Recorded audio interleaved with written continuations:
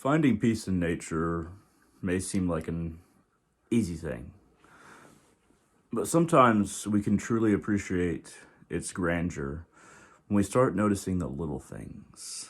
Sometimes it's good to walk through your neighborhood or a forest and get really close to a leaf or a flower. Watch the veins of a leaf. Look how the veins come out from the central stem and notice the variations of color and the richness of color. Bring your focus down to a single leaf, or perhaps a flower, and look at the center of that flower and watch how the petals, like a dandelion, watch how the petals flow out from the center, and how they expand with such beautiful symmetry much of the time.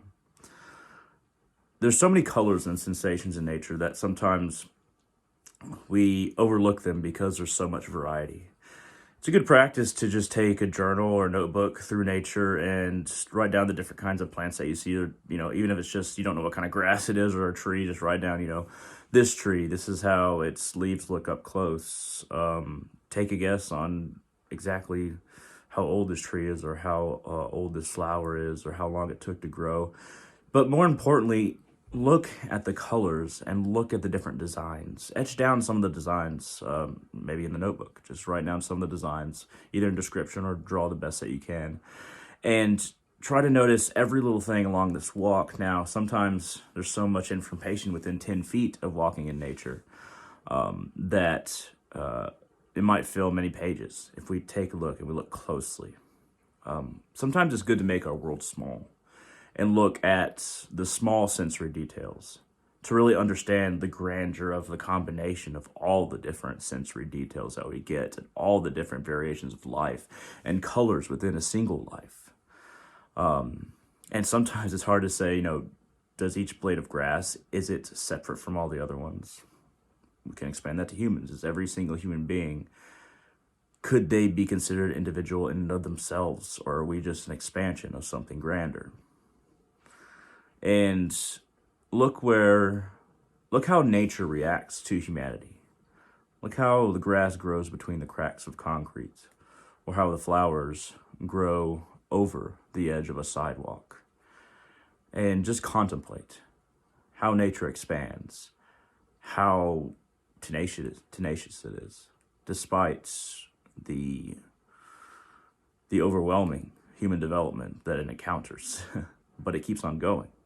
We can learn a lot from nature, and its variation, its expansion, its variety, its minute beauty.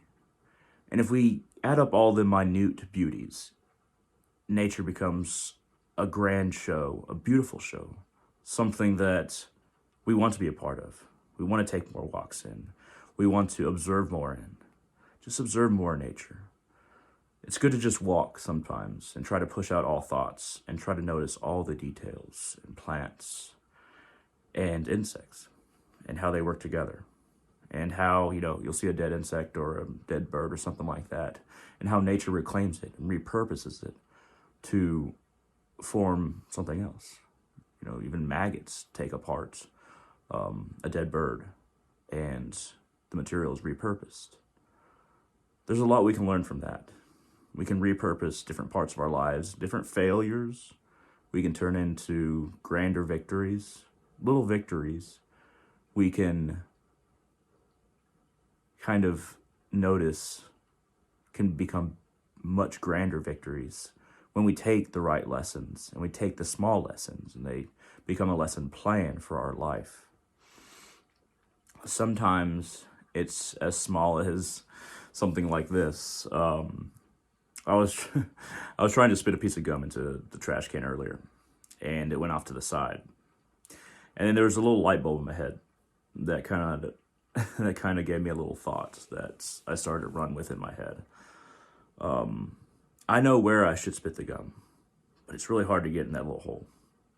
And if we keep on spitting more and more pieces of gum, keep on missing, without doing the work of cleaning up the mess, then we find ourselves it's harder to get to where we're supposed to hit.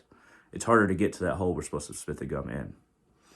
Sometimes when we make a mess in our lives, we have to clean it up before we can get closer back to where we're supposed to be. And that's okay. nature does something very similar, except nature never really messes up. So is it really messing up when we have to clean up things before approaching, you know, that small hole that we want to hit in our lives, that we want to go through? There's a lot of little lessons you can find in nature like that. I always find it remarkable to watch ants work together and communicate with their pheromones and their little antennae, and watch them build things or take apart things, and how ordered it is, and how they always walk in a line and things like that. It's the small ingenuities that really inspire me to look for my own small ingenuities in my own life and take a page from nature, learn from nature. Anyway, I was just giving some thoughts on nature. I hope this was interesting. Thank you very much for watching, and all of you have a wonderful day.